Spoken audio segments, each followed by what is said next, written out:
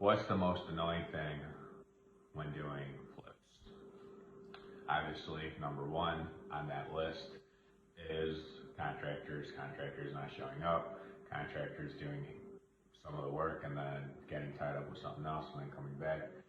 Super annoying. We obviously kind of fixed that by hiring our own crews, so we kind of took that out of the annoyance scale. But the other thing is the little niche part. So hold on.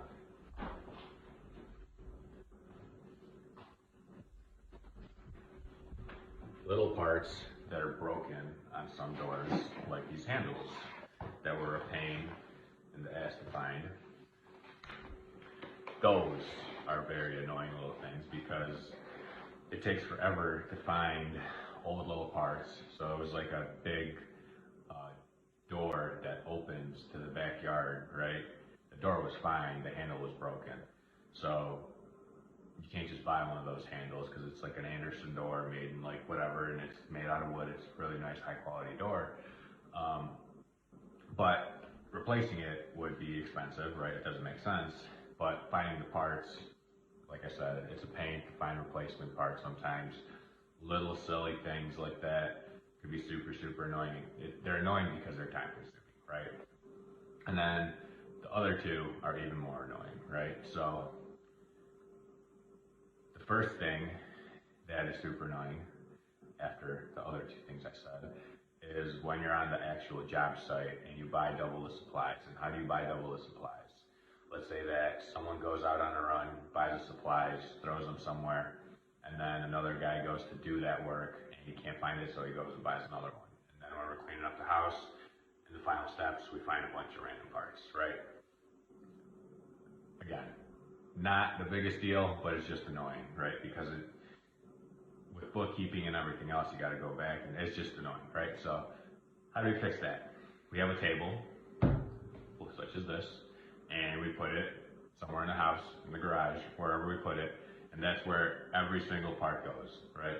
Every single part for the sink, for the whatever it is, everything goes there. It doesn't go in a cabinet, doesn't go in a closet, it doesn't go somewhere stupid. It goes on a table. So that way, if it's not on a table, then we all know we don't have it, right? And the, I guess, last thing is when you do have a bunch of guys doing different things get misplaced, right? So this guy takes off, let's say the thermostat, and puts it over here, and then the guy comes and like cleans or does whatever in whatever this area is, and he moves it, and then ends up on the floor, gets thrown out, and then you got to throw away thermostat where you didn't have to spend money on it, right? So again, same thing as the new parts. You have a table of stuff that if you might take off and you want to put back, right?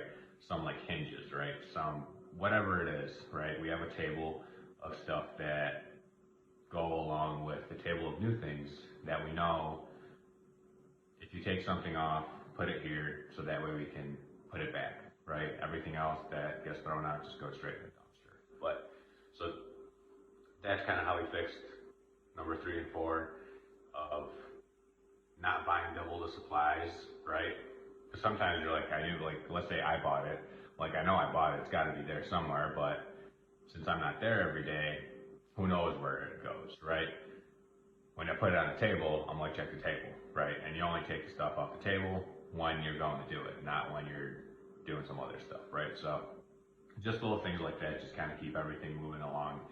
And not that any of these are a big deal. I mean, like the losing stuff and the whatever in the grand scheme of things, it's not a super big deal. It might be like a few $100, but you're wasting time. Someone's got to go to Home Depot, buy the new thing. Someone's got to do this. Someone's got to do that. You're looking around for it for like an hour or two, right? So it just wastes a bunch of time, and it's all about being efficient, right? So that's the big thing. And then the same thing, you can't really do anything about the little things like the Anderson door, right? Like replacing that handle, honestly, it takes 15 minutes, right?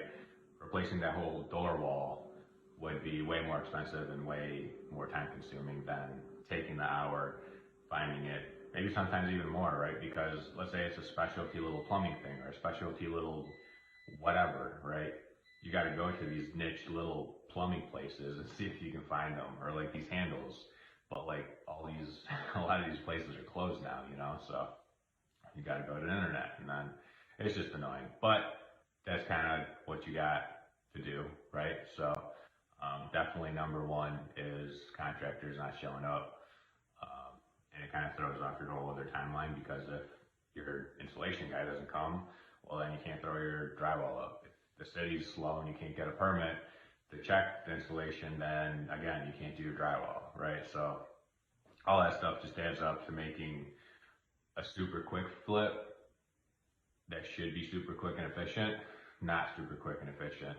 And if you plan on doing something in 3 to 4 months and it takes you double that, well, your holding costs double, right? If you're using hard money, you're paying way more money than you should be. And right, the biggest thing is your time, and then the next thing would be the opportunity cost. But those are some of the things that are super annoying to me doing flips. And let me know. There's probably like a million other ones that I could probably go on and on with, but let me know what your most annoying thing is with, I don't know, maybe it's flips or contractors or whatever. Drop it in the